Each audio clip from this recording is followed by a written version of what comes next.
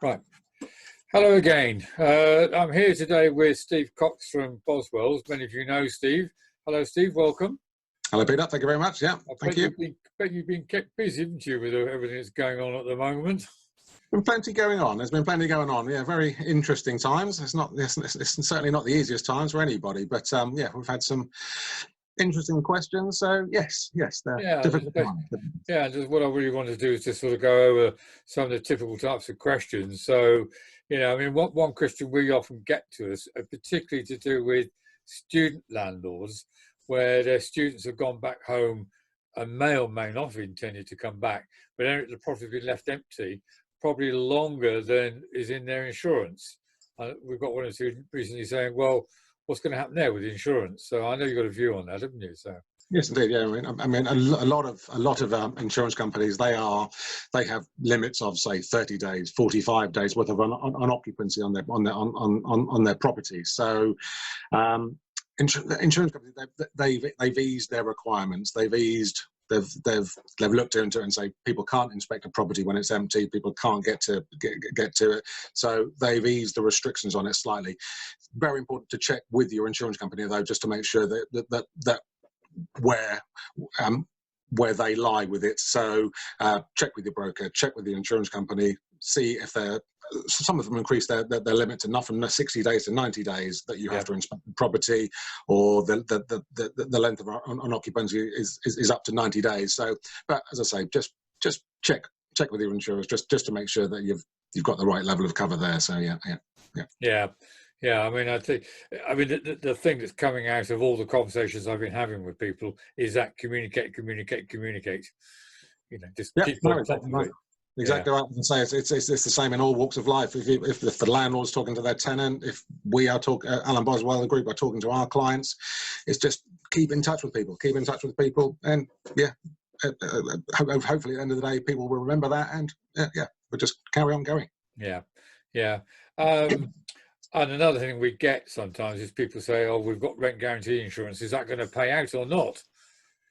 Again, probably when the whole thing happened about lockdown or whatever, rent guarantee. I think for that week, we had so many calls about rent guarantee insurance. People wanting rent guarantee insurance, and we were able to sell it. We were able to sell it for the week after lockdown, and then insurance companies just stopped selling it.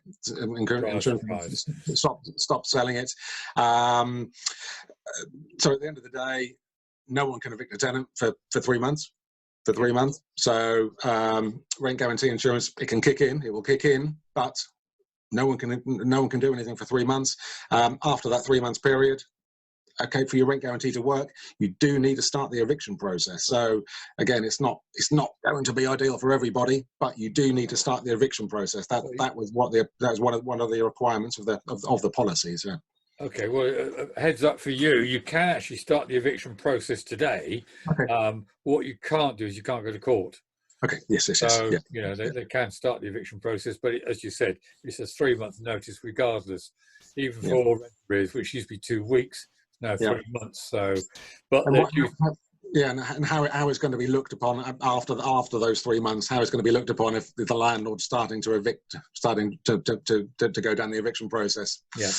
We'll see. But as at today, we are now able to sell rent guarantee insurance again. So check on our website. Further details follow. So yes. Right. Okay. Right. Well, hopefully, as a result of this video, you'll be getting lots of commission, and you'll be back on your yacht in the Caribbean. So yes, indeed. So that's breaking news. Literally today is the first day of that. So, all right. Good stuff. Okay. Well, we'll tell people that and see what happens there. Really, I've already said it to you, but it's one we do stress to people is to communicate, keep on top of it, and keep a paper trail. Yeah, exactly right. As should a claim arise, should anything happen, and a claim gets made, insurance companies may well ask to say when you last inspected the property, when did you last inspect it, and if you've got something in writing, fantastic. It can only help your case. So yeah, totally agree with that. Yes. So, any problems with the fact that no one's been able to inspect for the last 7 weeks? No. As I say, no troubles as such. Insurance companies have really relaxed their requirements, so people know that you can't inspect them. Obviously, if you are able to, then carry on doing it. It's still a very important thing to do. So, if you are able to, we just suggest that you carry on doing it. If you can't, you can't, and the insurance company will take each case on its merits. But it'll be very difficult for them to, I would say, turn a claim down if you haven't been able to inspect. But yeah. And just going back to the rent guarantee insurance for a minute. If I've got rented guarantee insurance for 6 months, or how long do you buy it for? You buy for 6 months, or do you buy for a longer period? It's an annual policy. So I've got. And does the policy cover a specific tenant? So if I've got an annual insurance was started today, because you can sell it. Yeah. And next week the tenant goes, and a couple of days later I put a new tenant in. Is that still in place, that rent guarantee? The policy is in place for the property, so it's per property. So it's on a per property basis for that year. So someone's moved in, they then move out after 2 or 3 months. You've then got the remaining 9, 10 months of that policy. I mean, obviously, each tenant needs to be referenced. So the tenant needs to be referenced, check against CCJs, proof of ability to pay the rent, and 2 forms of ID, and obviously a credit check. So as long as those are carried out on the new tenants as well, it's fine to just carry on. Yes. Yeah. Okay. So I'm a landlord, and I say I've got an empty property. Am I okay for insurance if I go into that property on my own because social distancing and do work in there and unfortunately have an accident? Where do I stand with insurance then? Yeah. Obviously, insurers are doing everything that they possibly can to support customers at this really worrying time. For example, people working from home will be covered on the home insurance, as will motorists using their vehicles for essential reasons. So yeah, support is there for people working from home, and your home insurance will take that into account. Yes. Yeah. Right. Okay. Because we have had some people saying, well, they're taking the opportunity as best they can, sort of thing, which is good for them, which is better for everybody. Of course, it means that the property is brought a bit more up to date. Yeah. So again, I would recommend that you contact your home insurers just to let them know that you are doing it, just to dot the I's, cross the T's, whatever, just to cover your own back at the end of the day. Just contact your insurance company or broker. Yeah. And something we were discussing before we started this was Hiscox are coming for a bit of grief recently because where businesses, and indeed some landlords are set up as businesses, and they may well have insurance against this kind of thing, and Hiscox appear to be not paying out, even though they've quite happily taken the premium. Yeah, that's it. And the FCA, they're taking advice on that, so that's something should be finalised on that very, very shortly. So yeah, once we know about that, I'll keep you informed, Peter. Yes. Yeah. Right. And presumably, insurance companies are going to take a dim view about any landlord who's making no effort to help themselves, not trying to get a grant or not trying to sort themselves out, not chasing bad debts, etc. Yeah, exactly right. Yes, yeah. Obviously, a landlord's got to be complying with the law. They've just got to be doing what they possibly can. Obviously, insurance companies like properties to be empty. Insurance companies like properties to be occupied. Yeah. So yeah, if the property can stay occupied, then fantastic from an insurance point of view. Yes. Yeah. And what kind of questions have you been getting in outside the ones that we've just been talking about? Anything exciting coming you can tell us about? Exciting in insurance, Peter? I'm not sure about that.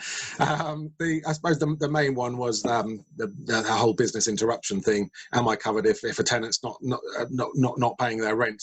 Obviously, if you haven't got the rent guarantee insurance, then unfortunately there isn't any cover for that. But it's something. Yeah. So the rent guarantee. Sorry, someone's just messaged me in there, Peter. Someone messaged me at the wrong time.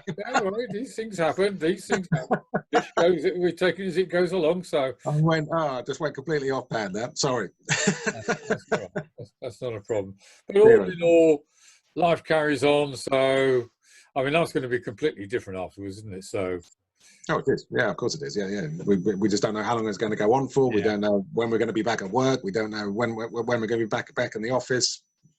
watching football, whatever, do we? No one knows where we are. And for anybody that, I mean, I know a lot of landlords don't have offices, but those that have got offices, but they're working from home, should they be checking their insurance to make sure they're okay for working from home? Yeah. Again, just check with your insurance company on anything like that. Check with your home insurers, make sure they're happy with it. 99 times out of 100, it will be fine. But just to cover your back, dot the I's, cross the T's, speak to your insurers, tell them what you're doing, and you'll be fine. You'll be fine. All right, Steve. Well, okay, thank you very much.